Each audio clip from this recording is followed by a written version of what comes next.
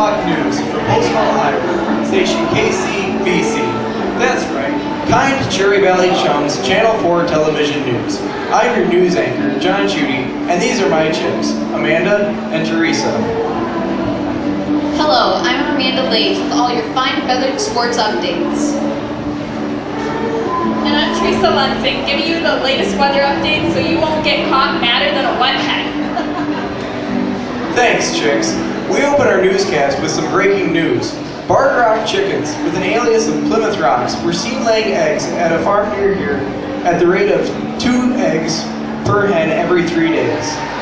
They resided at this location for about 4 months before they began their laying activities. They are known to be very quiet birds, but the male leader, or rooster of this coop, has been known to crow at all hours about his fine-feathered group of friends. As young peeps, these chicks were mainly black and white, with small patches of white at various locations on their bodies.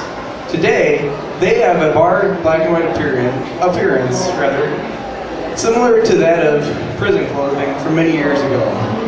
Rooster tail feathers may be sought after to be used for fly fishing, and versions of the feather are now considered vogue as hair accessories.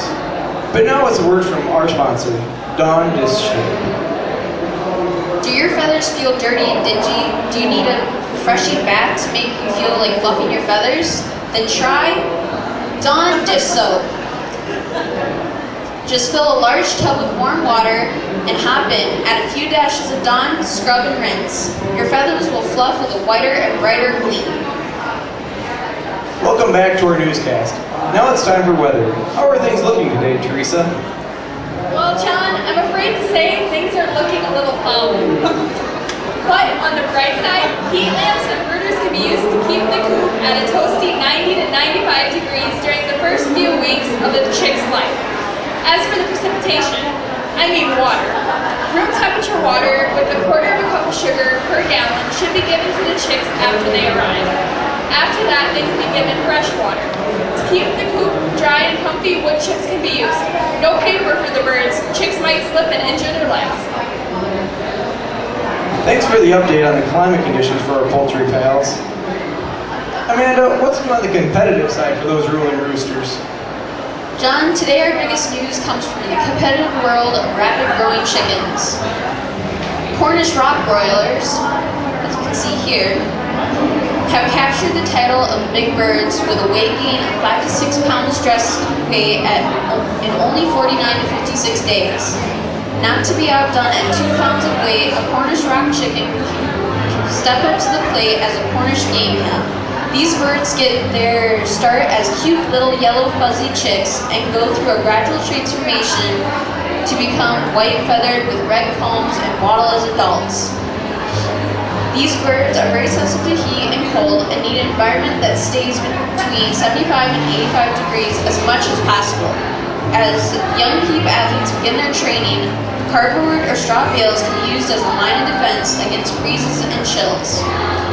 And remember, keep those predators or the competition away from the Cornish rock broilers at all times. These chickens may be great at gaining weight and packing on pounds, but are no match for teams like cats, dogs, skunks, or rats. Thanks, Amanda, for that sporting update. We'll take one more commercial break before we wrap up our news report. Be sure to see what this sponsor has to offer. Your crown looking down, missing that shine on your comb? Be sure to rub a little dab of Vaseline on that comb to keep things looking fine. As we conclude our broadcast, we would like to share our experiences with animals that have brought us to this station in our 4-H experience.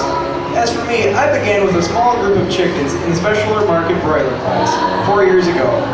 This class is set up that a box of 50 chickens is sent to each member on the same day from the same hatchery. All the 4-H members raise their chickens and bring them to the state fair to compete. I've continued to show in this class, including this year.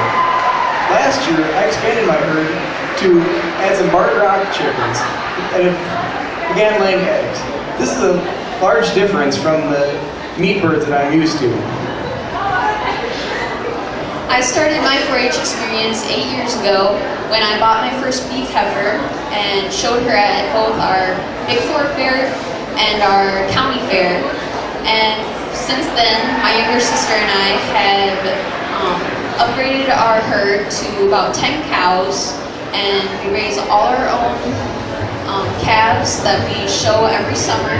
And I've just learned many different experiences from raising my own calves and having the responsibilities that you get from learning and raising your own animals. The past 8 years, I've researched different dog-related topics.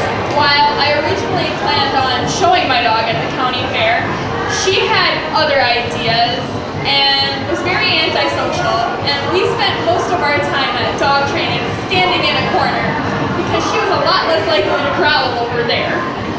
So then someone suggested to me that I should do an animal science project instead.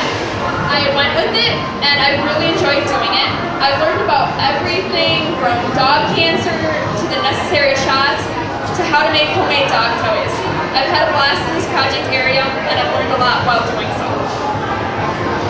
Okay, and we got all of our information for today from Story's Guide to Raising Chickens by Gail Damerow. So this concludes our presentation. Are there any questions, comments, or suggestions? I was curious if chickens are a good money-making project. The question was, are chickens a good money-raising project? And they are if you can raise them, like, for me it's a small herd, a small group of chickens, so I can sell them for a little bit higher price because people like the locally grown farm-raised chickens. So that's what really makes me money. Otherwise you have to step up very large into a commercial operation to make enough of a profit. What is a group of chickens called? A group of chickens is called a flock. I just sometimes call it my herd. The question was, how many of the 50 that you raised do you bring to the fair to compete with? And you bring 6, but you just show 5. You bring along a spare because with the chickens, when they grow so fast, sometimes their heart can't keep up, so you just have a spare one along in case anything happens. Do you have a local hatchery where you can get whatever kind of chickens you want? The question was, is there a local hatchery around us where we can get any kind of chicken we want? And the Farm and Home store about 20 minutes away can get chickens shipped in from Bancroft, Iowa, and they actually send them through the mail in a big box, cardboard box, the day they're hatched. So that's how I get most of them. And so the girls have not had chicken projects, is that right? Yeah, no, they haven't. So how did you talk them into doing this? The question was how I talked them into doing this, and they've always been my chicks, so. It's obvious your charm and handsomeness to draw in. Oh, thank you. It's not working to embarrass you, is it? A little. Were there other questions? Well, thank you.